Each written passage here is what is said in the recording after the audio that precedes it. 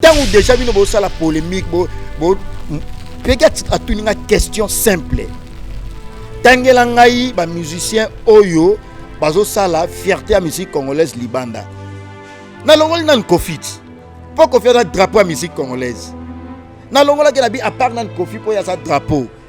Héritier Watanabe, Inos Bi, Fali. Akangami na poana bi. Oh, comment tangi comme héritier? C'est que héritier qui n'a Fali. Quelle bassesse d'esprit. Ou éviter nos kofi l'omide qui les londe yé. Vieux à son bête bado. Vieux bête ba fit, na ba caris, vieux bi caris. Oh ya français wana, ou bi et. Kofi sko bête maman la featuring na yé. Depuis musique et la musique na France va featuring te betama. Fit a bonge salama nante. Tant au bête ma solo ya ba ki les loto comme ça ni ba vieux wana ba kofi l'omide. Un coup.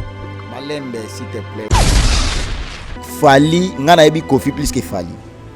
Bien un disque d'or internet. Non, s'il te plaît, mais oui. Bon akosi. Tant tout le monde li kamute bo bete ma son internet o benga oni. Na kin buteto to solande ni amazon na balabala na tika na look information à la source. Tant ou déjà bo bete ma solo internet et que li kamonto monité. Bolobay depuis le 24 mai non, et le cas est déjà. Kofi c'est numéro 1. Mais ba musicien fia pe bazali comme ba Héritier Watanabe, comme ba Inosa Balume, comme ba Ibraton Piana, ba artiste musicien comme ba Fali. Karine Mokonzi a fait sa biso 72 heures a publié sur ba zone Sichana été na YouTube et les kate ba une semaine 2 semaines yango ti lelo.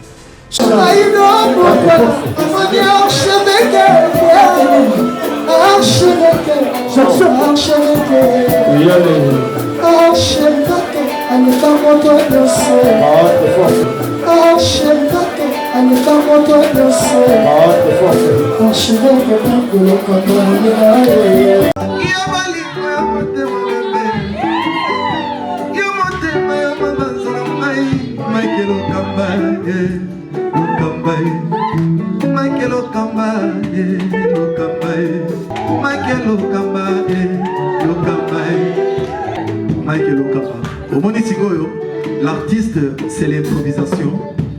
La honoré dans l'émission. Africa Elengi TV, votre chaîne, l'incontournable, la star des chaînes.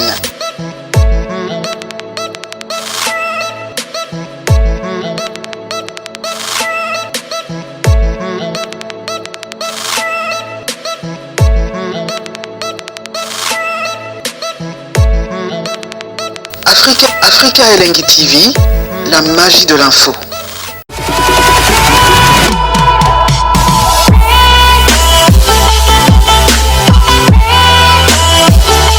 Voilà, bonjour et bonsoir très chers amis internautes, bienvenue sur Africa Elengi Télévision, votre chaîne d'actualité, une grande chaîne à laquelle vous recevez toutes les informations en temps réel. C'est bien et bien votre humble serviteur Sadak Akanga, les mignons de la presse. Je me sens très heureux d'être toujours devant vos télévisions, devant vos portables, parce qu'à un moment donné, je me dis que sans bino bisopet aux alatés. Et donc, ils ont un plaisir et belé.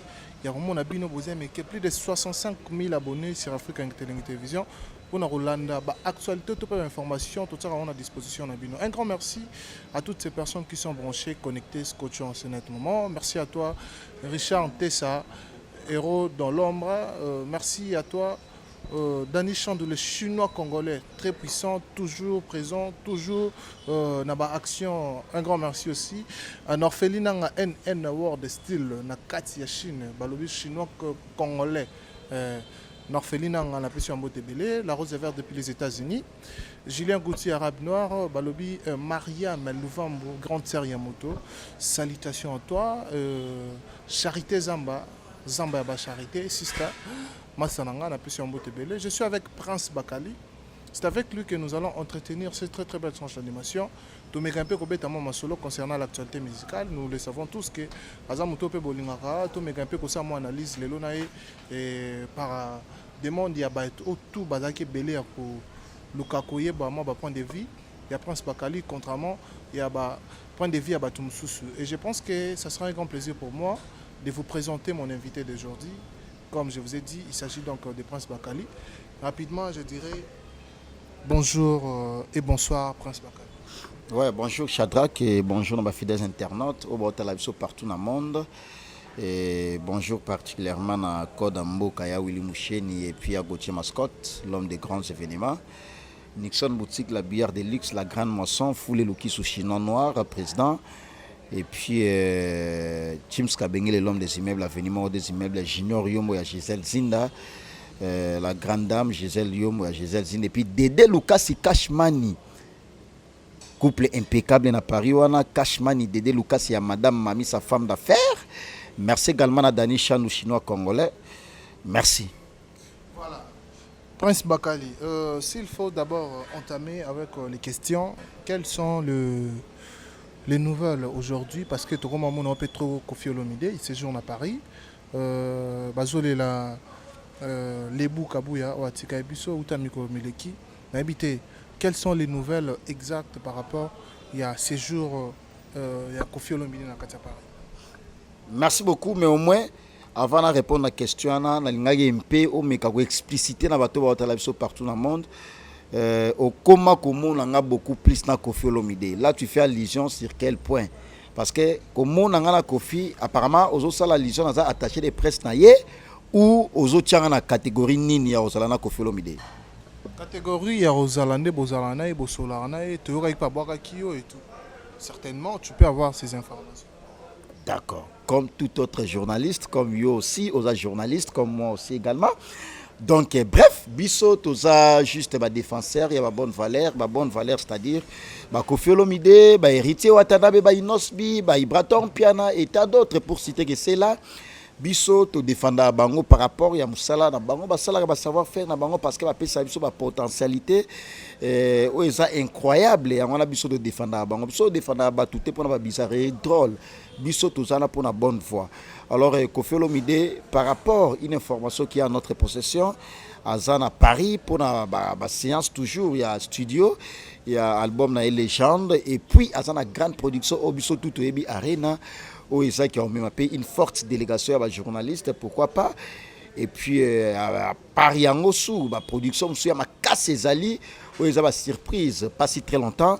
Bon, vous allez informer là, c'est vraiment une information qui est à notre possession, étant journaliste, chroniqueur et musique. Makamouya Lebu Kabouya, tout le monde a eu ensemble avec les fidèles internautes partout dans le monde. Kofi Olomide ensemble avec les anciens tout le quartier latin international. Basala qui réunion stratégique pour na obsèque il y a Lebu Kabouya et en plus de cela basala qui paie messe il y a action de grâce à l'honneur il y a Lebu au Kufa Ozala aussi également ancien quartier latin international. Donc en bref par rapport à moi actualité auto un peu moins lecture concernant les patrons du groupe international Kofi et quartier latin international l'orchestre cher à lui-même Kofi Olomide Bossamboka Double King les maîtres des doubles des mers. Et voilà, aujourd'hui, par rapport à l'évolution, toujours dans le cadre de la musique, héritier Watanabe, tout le monde a ta musique, et sans plus tarder, s'il faut dire carrière et héritier. Évolution, comment? Parce que s'il faut dire héritier, il y a maison mère, qui ont remporté un succès absolument positif. Un succès, héritier, toi tu es vocal, toi tu es nzembo, qui toujours aux top. Et alors, par rapport à l'évolution en carrière, analyse Nino Kokikosala concret pour l'artiste héritier Watanabe. Merci beaucoup, c'est une très belle question parce que au moni question à boyer nécessairement maman Émilie Nzemba tous pepele ambetolo na Londres Blaise Barclays Bank na kati à Londres on a grand frère propre Blaise Barclays Bank et puis Jamal Mukuna papa confort papa social Jamal Mukuna baebi ya Gauthier Mascotte l'homme des grands événements ya Willy Pensien et champion Adol Mokonza La Rochelle baebi omoni héritier à lelo na ya la différence ezalaka na vignos tu ya mutu so évolution ezate na likamolo sala otika mais so do continuer au sala yango parce que osana espoir parce que oyebi oyo osa je le sali lecture ya héritier à kala tanga sala na maison mère bisonyo sotoyebi mais juste des rappel ezala orchestre na été ezala ki orchestre ya Weranson arotia nzemo moko ude mais arotia 5-6 nzemo te mais lelo ça tout ça na héritier à cuer a préparé plus de 20-30 chansons différence déjà ya makasi yango wana. Héritier ya lobby et permettre que toyeba à côté ya mutu. Mais héritier ya lelo ils ont permettre biso to découvrir bato baza pembe nae. Na peut solo comprendre nae. De c'est-à-dire ba musicien o baza mingo baza peut-être pembe héritier, ba misusu pe toyeba ibango ti. Mais grâce à héritier à l'orchestre nae toye koyeba bango. Charge au héritier à nango lelo. Et la charge au héritier à la nango te la fois passée. Les passés à héritier dans les présents naie, on s'est penché beaucoup plus dans les présents naie. Parce que dans les présents à héritier, patron, il y a orchestre relatif Mwata, patron il y a musicien naie, patron il y a groupe il y a Batu, Oye à Géraka. Et ça n'est mon héritier à Kalate. À l'époque, il gérait aussi les gens, mais ils allaient vraiment entreprise naie. Mais lelo asana entreprise naie, au ba musicien, ba zawana, ba musicien, ba beaucoup la ba famille na ba on parle musicien ba personnel tout ya la team Mwata. Moi revenu. Écoute à partir de cet artiste Misana qui est héritier Watanabe, mais c'est les chanteurs. Donc pour la musique, ba chanson ya lelo pour nga, ils ont ba chanson mo boye de jamais vu parce que so yo ki musique héritier, ba chanson est surtout mi ange mi démon. Album Oyotobima, décortiqué déjà on a décortiqué plusieurs fois l'album Retirada, mais les autres on a mis ange mi démon. En tout cas, album tellement incroyable. Ba chanson est tellement anthologique, ba chanson tellement éducative, il y a un moni et ça na ampleur. Et puis non, c'est beaucoup plus la musique qui est héritier parce que à la concept c'était non à l'obé la batu pe sangana ntabo comprendre. Batu da une fozo yoka na bandela on a no. Au kanga mimbala moko. On comprend. Donc ça va chanson mo boye pour nous bête la musique à boye. On comprend, il faut ça la net héritier. Wana na génération na bango ndo tchala génération to tchala génération tout ya ba mise tout balonga ba orchestre bato. Faut ça la héritier pour nous que na moi concept wana o ezo simba pe. O beti pena bo monde magi no alikana TV no bana kimba na mai bo pesa na temps. Te. To la na biso tout ba Francis Dibaya ba Dadi Moula. Et puis lui-même aussi, quand il passe à la télé, héritier Watanabe, jamais à l'oba que Bopé Sangata va comprendre. Promotion album et Rosanne Sate. Mais maman Bopé Satan, bah faux chanteur, n'eba singa à moi bongo trop. Yo mon a été double king, drapeau à musique congolaise qui est Koffi Olomide. Tant abim sabo, puis ceux qui ont Koffi Olomide, non Bopé Sangata va comprendre. Non. Pourquoi tant qu'il comme on a? Parce que autour d'une question, il y a héritier na Koffi. Parce que quand tu vas falloir ça, si on pose une question, comment il va falloir répondre. Tout sur la mambo est normal, mais on va même une polémique, il fallait ça. Ngana la problème na fali. Ah voilà. Et alors tant que Batubalobaka, en général, il y a réalité à musique à Congo qui fallait. Aza mutoyo, azo vendre en bonne et due forme l'emblème de la République un peu partout dans le monde. Donc un artiste a évolué dans la sol congolaise, a la fierté dans la sol congolaise, mais quand même a franchir les limites. Ça fait bon qu'on apprendre qu'il fallait attendre disque d'or française alors qu'il a évolué dans la sol congolaise. Analyse ni ça par rapport à bon, tant que ça la légion Aza numéro 1, bon, tout qui est dans le concept parce que numéro 1 c'est le plan musical par rapport à la visibilité libanda. Ils ont le sens non. Alors sur 7 ans bolo ba dia bongo. Bon mon a beaucoup ça va na polémique. Et puis besoin informer ba tout bien té. Rôle la biso za to former ba tout informer bango aussi également. Mais tant au net numéro 1, il y a pas mal de choses, c'est un artiste musicien congolais et puis il sait bien faire la chose. Mais ko net numéro 1, ils ont convenir té. Parce que Koffi Olomide baza pays na pays ezala na drapeau nango. Yo mona pays mona des drapeaux ezala gati. Parce que tant que drapeau est moko.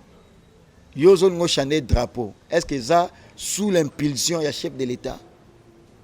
Parce que c'est dans le concept de la musique, les pères de la musique congolaise c'est Koffi Olomide. Ba pays tout to kinaka, ba pays tout ba mise ba kinaka les pays de Koffi Olomide. Alors, tant que non, Libanda ya Mboka, numéro 1, non, tu ne peux pas dire ça. Toujours, non, artiste, Azala dans Congo, tu as eu disque d'or française. Mais quand même. Un exemple, bah, c'est ivoirien. Non, on appelle ça exemple. Non, on appelle ça exemple. Exemple, Beno, Serge Beno, soit un disque d'or. Engelo Bakue à l'équipe Magic System. Na influence dans le monde sur le plan musical. Je n'y pense pas. On comprend? Qu'on soit disque d'or, et ça m'a bêté. Ils ont fruit à Moussala na yoningo sali. Ba monde que respecter et respecter ba norme. Oui, c'est pour pas payer disque d'or, pas payer trophée wana. Ce que sera respecté yango et qui a joué yango. Ne elinge lobaki à l'équipe ba mise congolais tout influence. T'es koleka parce que s'il faut dire Fali à part qu'on a Fali, il y a eu des Papa Wemba, paix à son âme, et aujourd'hui il y a des Kofi Olomide, il y a des Weranson, il y a des JB Pianokel. Oh, même la musique, il y a tout ça, à cause de toujours jamais les colons à Bango. Parce que baza ba emblème aujourd'hui, oh, bah ça la fierté à la musique congolaise. Mais s'il faut dire en termes, on est au Bana, l'inga la mort vulgaire Kilelo. Mais Kilelo, perso, ça la quand même fierté, on est au monde, on a habité. Il y a ça qui est l'autre. Tant que tu as déjà un emblème, Kofi Olomide, Weranson, Jibin Piane, tant d'autres, Félix Oisé, quoi. Tant que tu as qui est l'autre, fallait ça qui est l'autre. Bon, fallait ça qui kala autant. Bien au contraire, Togolo Bela qui l'est beaucoup plus. Moutou Ezake, il fait la pluie les bons temps. Il a fait la pluie les bons temps, il continue toujours à les faire. C'est Kofi Olomide. Oui, putain, no Kofi Olomide qui l'est. Viens à son bête à Bado. Viens bête à fit, na Caris. Tu es bi Caris. Oh, il y a français, on a. Oui, Kofi Squad bête. Maman la featuring na ye. Depuis musique, c'est la musique na France, on va featuring. Tu es bête à ma. Fit à bon et salamanante. Tant que bête à ma solo, il y a qui l'auto comme ça, ne va vieux, on a Kofi Olomide. Un coup. Malembe, s'il te plaît. Ça, la comparaison, on a noté. Un coup, ils ont une chanson, ils ont bien, mais ils ont à la hauteur. Kofi a seli kamu to lo bela par rapport à Kofi to tia ki Kofi nan ça polémique to tia nan ki Kofi to so la bien ça polémique to tia nan mamba ki Kofi tant to so la mamba ba chant ko sala ba comparaison na Kofi te na raverio parole mais Prince Bakali eza eloko oyo bato ebele ba romosala na lisi yango que bino bato bozana Kofi nde bozo tsa conflit entre Fali na Kofi Olomide parce que déjà Fali azo reconnaître que Kofi aza papa na Kofi pas azo reconnaître que Fali aza plutôt Fali azo reconnaître que Kofi aza papa na Fali pas azo Kofi pas azo reconnaître que Fali aza mwana na mais bino tant bozo ya na média bato yo vous faites la défense légitime de Kofi Olomide et tant qu'il s'endura yopé boza moebele on dirait bozo kotisama conflit entre papa na moi bato ba comment traiter na ba critères wana est-ce que depuis to bane émission on a côté conflit entre Kofi na Fali et ça ba mal intentionné ba fan révolté pourquoi Fali et moi zo reconnaître que Kofi a papa na ye, Kofi peut reconnaître que fallait za moi na ye. Bongo nga na zanani pour na reconnaître en côté. Mukolo moi na ye moi zo reconnaître moi na ye, mukolo papa pe o papa nanga. Est-ce que nga na zanani pour na kabola ba. Est-ce que Fali nga na yebi Kofi plus que Fali? To benga disque d'or internet. Non, s'il te plaît, mais oui. Bona kosi. Tant tout monde li kamute bo beta ma son internet to benga oni. Na kin butoto to solande ni amasona na balabala na tika na look information à la source. Tant ou déjà bobé ma solo internet et que les caméras te monité. Boloba depuis le 24 mai non et les cas est déjà. Ce que tant te monité, to lo belango ni internet non ma solo na internet. C'est te moni disque d'or. Bravo l'artiste. To komi ça y est. Est-ce que bino moni ma no disque d'or et pesa minga na leki na bia disque d'or internet ya lokuta? Quand même, tous à la gentil. Ceux qui ont mérité disque d'or na et qui a joué yango biso do zaba journaliste ba panisa on toloba likamalo kutate toloba il faut doza ba preuve à l'appui to na batunet ba grand monsieur ba noche congolais français américain triple nationalité patron auto soma car moi ba $250,000 mikolo noche congolais français américain Noël Kamaya NK le nécessaire ya mboka Noël Kamaya ba ebi mambo na sola ba bailleur de fo ya wili penser ni na France champion adol champion Il y a Willy Pensier. Voilà grand frère nanga les barres de fond Dédé Lucas Cashmani. Il y a madame Mami sa couple impeccable là-bas anniversaire nanga et au salopé Simbombo Boy Dédé Lucas Cashmani. Il y a Gauthier Mascotte l'homme des grands événements. Pourquoi pas ya Willy Moucheni Kodamboka vienanga. Est-ce que nous sommes à l'intérêt au cause de l'issue toi là na terre ma sur internet et au tigala ya internet na Congo toi na seul artiste musicien congolais na lobaki même l'émission Ken Piana oh nani mutunia ya mbainga nani Peggy na pays toi là na des drapeaux te à moins ezala ya ba club mais drapeau pena bendele ya mboka ezala ya moko parce que bendele ya mboka ani ezala Koffi Olomide wana mutako changer honte tant qu'il y a ça légende tant qu'il y a ça numéro 1 à musique congolaise ce bon tchad numéro 1 à musique congolaise il faut ezala ti libanda pe numéro 1 représentation et ozala parier mais la génération à l'élo ils ont empêché comme Koffi Aza numéro 1 la génération pe au baza ça la pe influence non ba musicien influent baza pe Koffi Aza numéro 1 mais ba musicien influent pe bazali comme ba Héritier Watanabe comme ba Innocent Balume comme ba Ibraton Piana ba artiste musicien comme ba Fali il y a pas mal de choses. Alors, mais s'il faut dire par rapport à propos, on dirait aux autres c'est contredire Prince Bakali parce que là tout Kolanda moi ba vidéo mo boya mida la Taylor Asanan avez mida te Asanan on menga tala zo finga iso le répondre au ça les droits de réponse au ça les droits de réponse mais on dirait aux autres c'est contredire Prince Bakali kaka yo mo rozolo ba Koffi à la visibilité libana kaka yo mo rozolo ba Koffi à la star international mais entre autres zolo ba lisusu que Héritier Watanabe aleki Koffi Olomide na visibilité à l'extérieur du pays yango mida obi oza très parce que oza na Koffi mais obo ma Koffi Olomide on dirait ba propos na yo mo ozo c'est contredire sérieusement. Omoni faut senga papa na mama obatangisa yo merci mingi omoni compréhension na yo na compréhension mamso abatunyo so ba otala biso na ndenge mote likambo yo go loba mutako kataka parti moko boy côté o loba ki ndeka to bandela ke mission de to o nyos tout esengela to loba na to lobeli yango mamso yo ka ita komika na point oyo Héritier Watanabe asana influence libanda akatika parti wana tala bakali ndinga zoloba Héritier Watanabe asana influence libanda seka lekina Koffi oya lobelaka au monde parti ne ba interpréter yango wana sko commentaire ya bat ce que place ba okataka parti na oba yoki ka parti na oba yoki bon pourquoi pas parti pe non inosbi pourquoi okanga mangana ko Héritier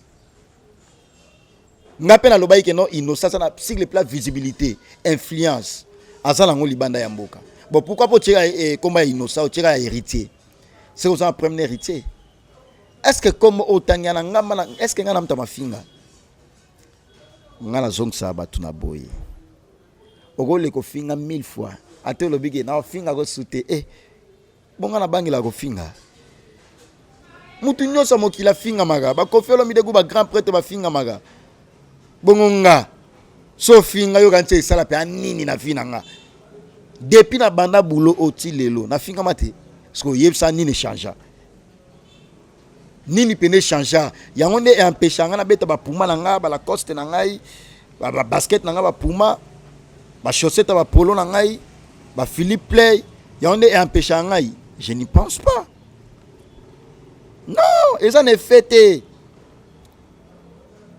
Koffi Olomide na loba ki boyi Koffi Olomide a drapeau ya musique congolaise tambo tia drapeau na explicita yango déjà awa donc asa numéro 1 drapeau lobo za ba club mais tambo ba drapeau ya musique congolaise c'est asa number 1 tambo sa représentation libanda ba zo drapeau équipe nationale tango no beta libanda ezala mazembete ezala ka imana vita teto renaissance ou lupopo ba dragon ba soka équipe nationale ba sélectionner ba joueur na kati ya ba club ba Trésor Poutou na Mazembe ba Zubaki Mwaki ba Zui et tant d'autres pour citer que c'est là Siko équipe nationale wana eza nani coach nango to tchanena à l'époque Ibenge. Sikoton ba ozo équipe nationale ba contacter mbala moko Koffi Olomide sur le plan musical. Bon comme ça numéro 1 musique congolaise, tu as besoin au sélectionner. Siko na kati ya sélection wana ezande ba musiciens nyoso batikali. Longola nan ba wera ba Koffi ba wera ba JB et tant d'autres mais génération à Lelonde a obzo bango. Yo o makas na 7, yo o makas na 9. Yo go beta bo pesi bo nga mon coach na contrôler G. On comprend hein? Parce que yé azan mal intentionné tellement azani maël était. Aebi ben oui, je sais de quoi je parle. Azani maël était. Ben oui, bien sûr. On se contredire yé moko. Tant ou déjà bino bo ça la polémique bo peut-être à tout une question simple. Tangela ngai ba musicien oyo bazo sala fierté à musique congolaise libanda. Na longol nan Koffi. Pour Koffi a drapeau à musique congolaise. Na longola ke na bi à part nan Koffi pour ya sa drapeau. Héritier Watanabe, Inos B, Fali. Akanga mi kana po na bi. Oh, comment tangi comme héritier? C'est que héritier le qui na Fali. Quelle bassesse d'esprit. Apparemment, c'est la première. Apparemment, quand tu es à finga maman ya héritier. Notre maman aussi. Mi da finga maman bananité. Est-ce que ma maman longue bi manam no fiana? Koffi Olomide bengan yo. O Prince Bakali yo. Koffi Abouaka. Yo pe Koffi Abouaka yo. Ngasko Koffi Abouaka Prince Bakali yo. Prince Bakali. Libanga yo kana. Yo zana ni Koffi Abouaka yo. You pe Koffi Abouaka yo. Koffi. Tabi non mon sagana Koffi De moment sagana pe la Koffi You nani Koffi Abouaka yo. Na kati ya palmarès ya makambu ya Koffi nga komo na ngekota. Tabi non bo saba je bino mona ngone tilipa na nguba Koffi Abouaka yo. Epe kinati na ba concert ba répétition. Ya te don libanga mo bo etete so internet. Abouakinga. Et puis c'est un concert à répétition. Yoga dianzi ma Koffi Abouaka petit na Karim Mokonzi na ba mida. Ba petit na so ba demer. Koffi Abouaka ba déjà. Au Prince Bakali. Voyage soldat ya presse. Défenseur ya ba bonne valeur c'est-à-dire ba Koffi Olomide, ba héritier Watanabe, ba Inos B, ba Ibraton Piana et tant d'autres. Au moins quand on a salaki, au moins on a salaki. Eh bien Joyce Bakali, grand prêtre, bon anniversaire nanga est le 5 juin. Le 5 juin, Joyce Bakali anniversaire. Obina Fali. Décalage. Prince Bakali le 5 juin. Tenons si ça. Prince Bakali le 5 juin. Joyce Bakali le 5 mai. Grand prêtre Joyce Bakali. On comprend? Donc le 5 juin, Oyo, Boya Omela, Bolie moi gâteau et ça bien. Moi champagne au Salawana. Moi J. De partager à ton moment comme encore et ça l'a bien à l'occasion à l'anniversaire.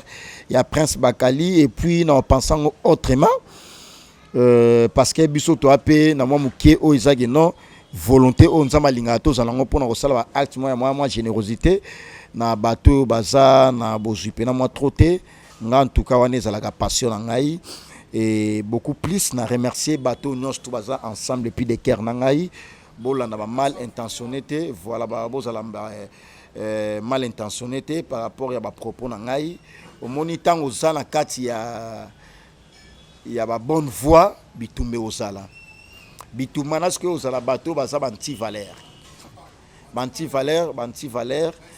ba Ken Piana ba Mida ba Karine ozomona wana banti valeur solo moké ya Karine comment na direct au Karine salaki na réseaux sociaux na ye ba propos au Karine tenir par rapport, il n'y a personne, il y a Koffi Olomide auquel tu dis qu'il est le drapeau de la musique congolaise. Mobali nanga to salane atana publié Babylon moi bongo. Kenne na Koffi na ba genre comme nous le savons, Koffi a marié avec Maman Lia déjà là ba autour ça la 27e anniversaire de mariage na bango. Mais comment on a Karine Mokonzi koloba propos on a na personne ya Koffi Olomide okoloba nini ba Odrino Kifuada Luanda monde entier les pétroliers Odrino Kifuada bayebi mambo no sola Jordi Tombo, l'homme de Carpe Diem. Jordi Tombo, l'artiste musicien très influent en France. Jordi Tombo, ayebi mambo no sola Sarkozy Kamale mutobe television mama na rumba remix ya vie Jano Bombenga. Sarkozy Kamala à États-Unis, frère Chala na maquette na kati ya ville à Nebraska aux États-Unis d'Amérique, Junior Yomo ya Gisèle Zinda et puis Dani Chandou chinois congolais, Dani Chandou bof, Abi Mambo non sola voilà. Très puissant. Nixon boutique la bière de Lix la grande moisson, Abi Ferro yo. Karine Mokonzi après ça biso 72 heures. A publié sur bazong si chana été na YouTube. Et les kate une semaine 2 semaines yango ti lelo. Ce que muta bongo bobeta rama sonné point. Adam ta lokutati. Faut am ta parole non. Na lobi na osala na salipe. 72 heures les cas. Mimo to pas zolo baki amamba bolingo na bango.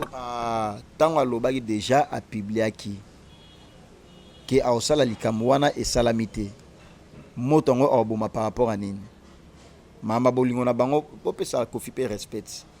A camarade na bino na babuso banati. Kofi est responsable, un grand responsable, un bon aussi également. Tant bo tchagi na babuso ba oyo. Bozo honorer artiste était yo mona de na Côte d'Ivoire ba Magic System ba Meway ba chroniqueur na ba chroniqueur na ba kuna ba manka Magic System ba respect na ba ndenge no bo sala net bo manquer Kofi ba respect. Eza buzo ba Kofi doit mériter ba respect à sa responsable marié. Toko melaka ina ba buzo banate. À niveau Karine Mokondité. Karine sera là une pensée pour na Kofi. Non, désolé. Kofi, il a un bon cœur à Limbisaka, à Zalaga bien abattu. Tout na maman Emilie Nzemba tous pepele ambeto la ebi Kofi bien. Ya zolo ba que ba solo la ka zobo ya kutko bimisa ba audio na yo eza na actuel. Karine bimisaka ka. Ya liboso na nokosagi. Boto za na confiance à maloba na yo. Yo potinde abimisa. Mengam na bine abimisa. Sora sana ngwa bimisit. 72 heures coûte le ka to mone logote. Boba audio effet na ngwa osala. Eza band ya batalokuta. Eza click mo boto ebi wa jana. Te ebi mta otinda bango. Ne vous en faites pas. Te ebi mta otinda bino.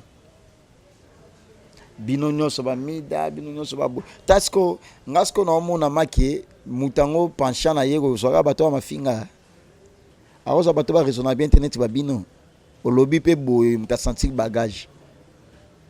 Hey yo ta kamu no nembe yo. On a otinda ba révéler biso. Te ngala sana pona tanga ba komo na bango te. Tebi. Est-ce que nga olega mana tanga bi mi sebo mtatinda bango te. Tebi ba jana mi kemiki papa ma. Mi sana mtatinda bango na basila na bango na bango. Ba balukele un jour mboa simboa. Voilà, merci. Mais quand même par rapport il y a Kofi Olomide à ça qui featuring na Karine. À ça les featuring na Karine. Aïda qui est bon ça question na yo. Kofi ça featuring na Karine a mis. Oh. Aïda ye patron ya Kofi central. Aleli pas via senga pardon. Pardon vieux pardon. Na ba commettre na mbetu. Yo monaki. Karine mutalo. Non, kola na ba maloba ya lokuta boete aux journalistes. Aux journalistes otanga ifasik. Komiko tsana ba buzoba na te wana ba kokas. Komiko tsana ngote. Biso dozana poto former to informer bato. Tozong sa mamna ndenge ya solo lokuta te. Bata lokuta bangwana otanga. C'est que je fais pour soigner et laver l'image de l'artiste. Tant lo badia ke Kofi Olomide azala pancha wana te ko insister te. Eza mamba lokuta po bar. Au monte na okota tina profondeur de na katika na mukuse ça mamba lokuta. Merci na de la nation tonton manamanga ya Pichu Boss Lady, la grande équipe de cleba.com, Marquis Ngangeli aussi également pourquoi pas. Merci na ya Willy Moucheni bientôt na Katama Bele Code Mboka et vous allez très bien. Merci na Nixon boutique de tous les temps, la bière de luxe, la grande moisson charge à Mboka. Merci na président Foule Luki sous chinois noir. Président Foule, merci à vous. Merci également à Jordi Tombo, l'homme de Carpe Diem. Audrino Kifwa dans les pétroliers loin dans le monde entier. Merci, Monde Yebio. Merci Yaouli Moucheni, Yaouli Pensier, les barres de France champion Adol. MK Saint-Alice Oandjikoima, Koye la Poulga, El Professeur. MK Saint-Alice Oandjikoima, Koye la Poulga. Merci Ser Nangai. Merci Nanenge à Londres, tout le monde. Blaise Barclays Bank. Blaise Barclays Bank, en Akati à Londres. Il y a Gauthier Mascotte, Jamal Mukuna Papa Confort, Maman Emeline Zemba, tous pépélés en métaux, Maman Nangai. Et puis Dédé Lucas Cashman, il y a Madame Mamissa, couple impeccable, femme d'affaires, Madame Mamissa, Dédé Lucas Cashman, l'homme dynamique. Et puis Jean-Paul Welly de London. Jean-Paul Welly de London, il y a Madame Merveline, Maman Kenaya. Welly, Jean-Paul, avec sa fondation Wellpay, ensemble construisons l'avenir. Jean-Paul Welly de London, très fort. Merci. Yango yona kisinzora boroma na bolingo te. Yona kisinzora boroma. Mabe. To comment bolingo makasi ya osaka te? Oh, menjora bolingo na ngai. Pourquoi pas? Osa mobali. Bonga no to ala na bolingo te. Moi sina mobali. Mais oui, il fallait bon sa question bongo. Pour tunika question no yona kisinzora boroma bolingo. Oui, ya makasi. Oh. Bolingo na pesa kisinzora bolingo pe pesa ngai. Bino kanza bolingo ya lakani. Omosko obongisi bolingo ya mwasi na mobali. Oui, ya mwasi na mobali peko ya solo. Po ya za mwasi kana sa mobali. Bongisa nde question na yo. Osala pe. Kosala nini? Be miso do sala ngo fort. Toto mambo ndo sa na piscine one bobi bosa mambo mpoli. Oh. Kosokola na piscine entre mwasi na mobali sa mabe eh. Ah, mais na ebité. Tout le monde a mindé toki na ba poule man toki na ba pesa na ba bisou, azotombola yo. Pesa bisou sa mabe. Mwasi ya batu. Yo sala obi Mwasi ya batu. na mobala nyama. Eh, kasi mwasi ya batu na mobala nyama bakutaniti. Donc, soki yo na camarade no mwasi bosima na nzoto sa mabe boso. Pesa na bisou na munoko ata yo. Obi, Pesa na bisou na munoko. bisou na munoko. Eza mabe. Eh. Na zongo normal. Bakali.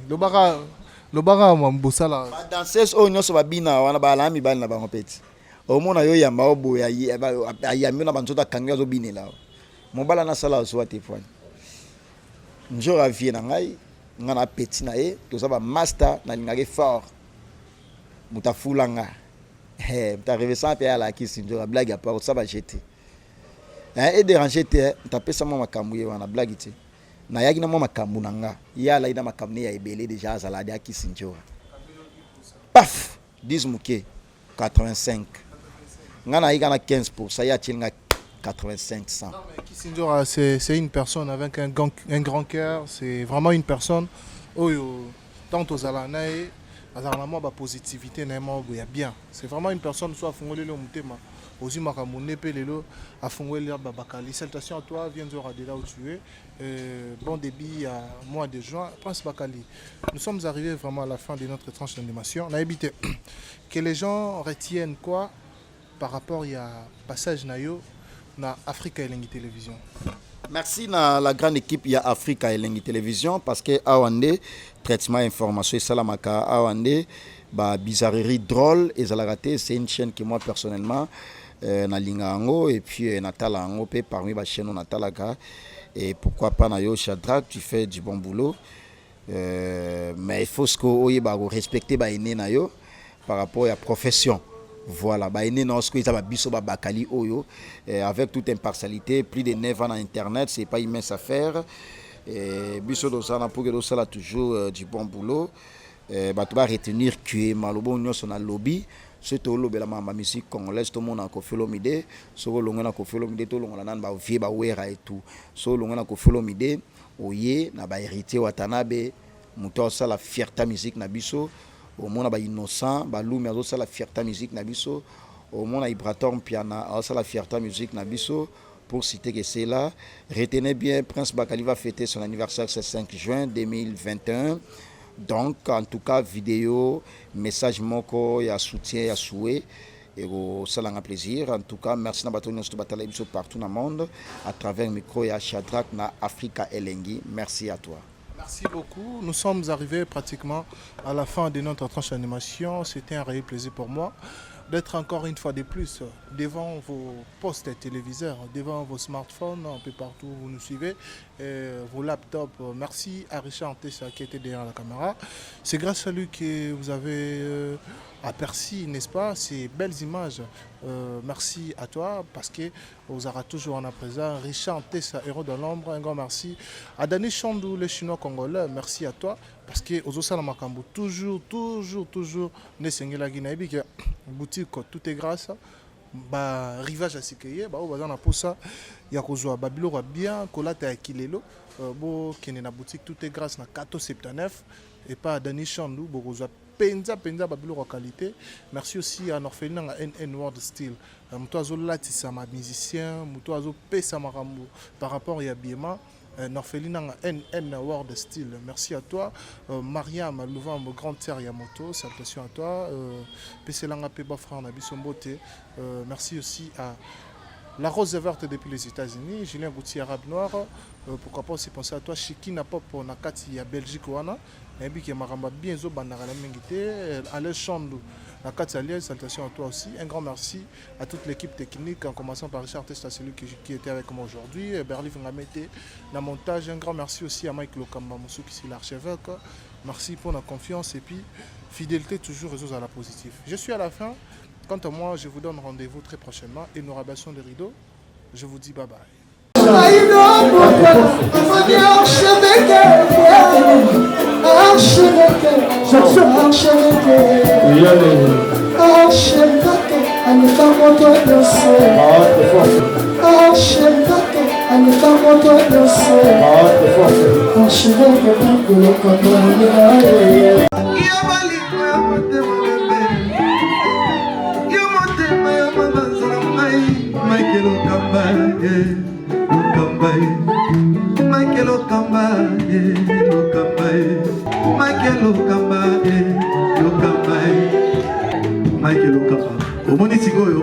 L'artiste, c'est l'improvisation. Na honoré dans l'émission. Africa Elengi TV, votre chaîne, l'incontournable, la star des chaînes.